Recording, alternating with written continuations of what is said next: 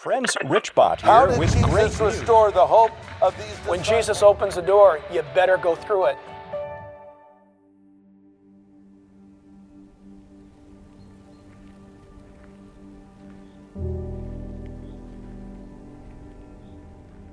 My name is Neil Getzlow, and I'm a Bott Radio Network listener. I have been for the past 5 years.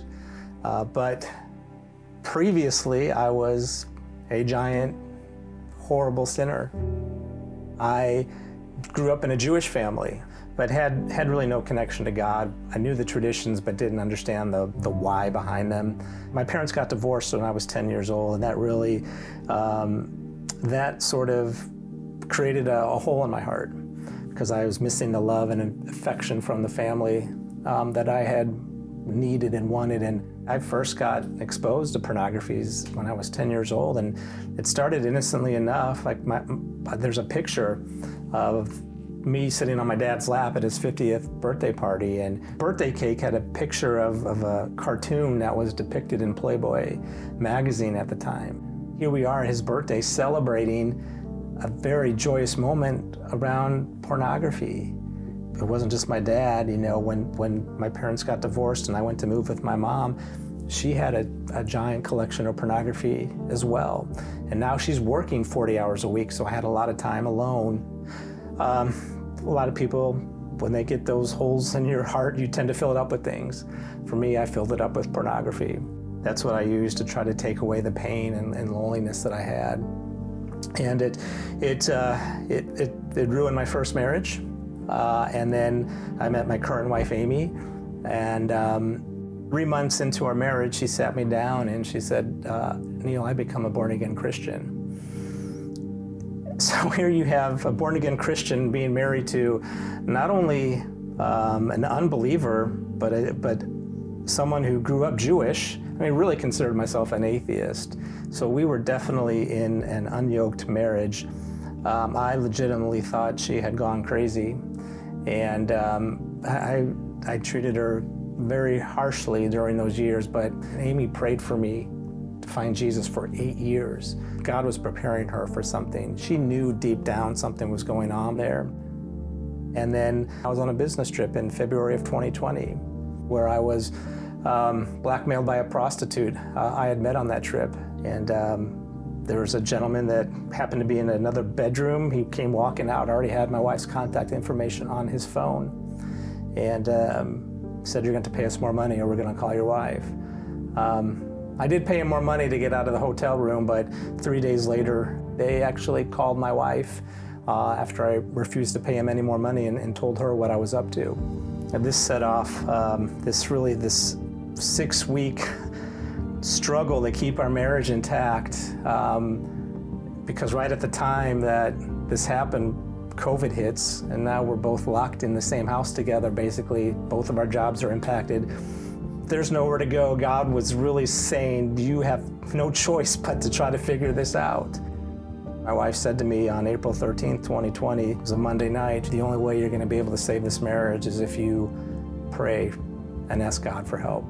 And the next morning I woke up and she had already left the house just to go blow off some steam. And for the first time in my life, I prayed and I asked God for help. And I said, I don't know what's going on. I don't know what I'm doing, but I just know that I know I'm at the bottom of this pit and I don't know how to get out. I need help. I said, God, if you are real, just give me a sign and let me know that you're out there. And as soon as I finished that prayer, the garage door of our house opened up and it was Amy who came home. And God convicted me in the moment to tell her everything that I had been doing for the previous 8 years in our marriage. I asked Amy for forgiveness when I told her everything I'd been doing, and she looked at me and she said, Neil, Jesus, forgive me for my sins. How can I not forgive you for yours? I forgive you. And in that moment, that changed everything. She's really the key to this whole story, her obedience to God. I have not looked at pornography since that time, April 2020. I've not looked at it, I've not had any desires to look at it. He broke the chains of that addiction right off of me. I went to bed on April 13th as a broken sinner. but on April 14th, 2020, I gave my life to Christ that day, and I went to bed that night. I was still a sinner, but I've been cleansed by the blood of Christ.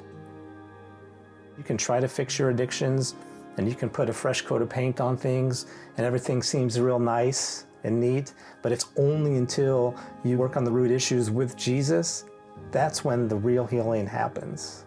It wasn't just Amy sitting there offering forgiveness, it was the Holy Spirit working through her to do that. Without her forgiveness, like, her heart would have hardened and gotten bitter, and there's no way we would have been able to heal our marriage.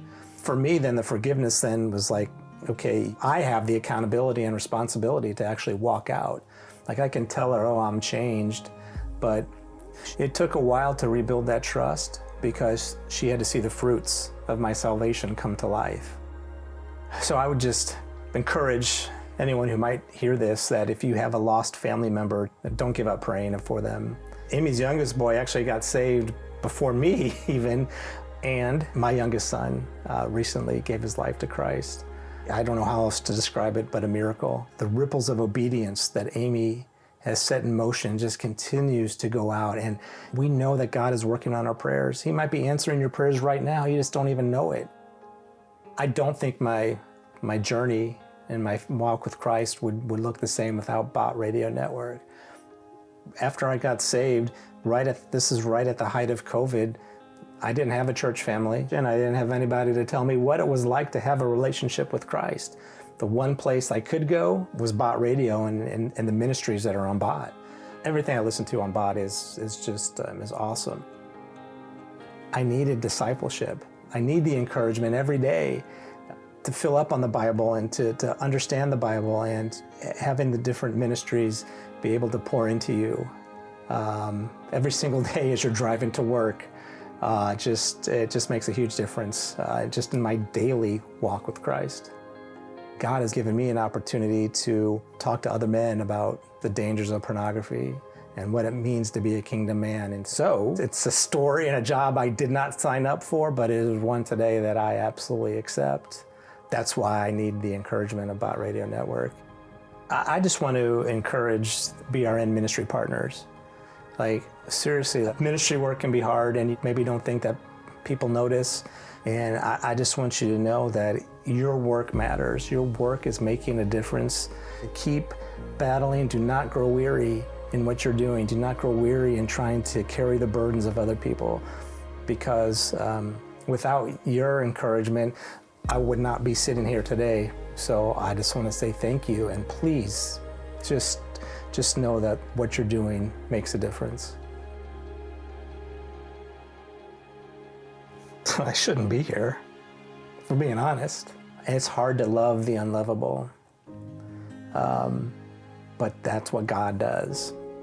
And as long as I have breath in my lungs, I will proclaim the goodness of Jesus and what he's done for me.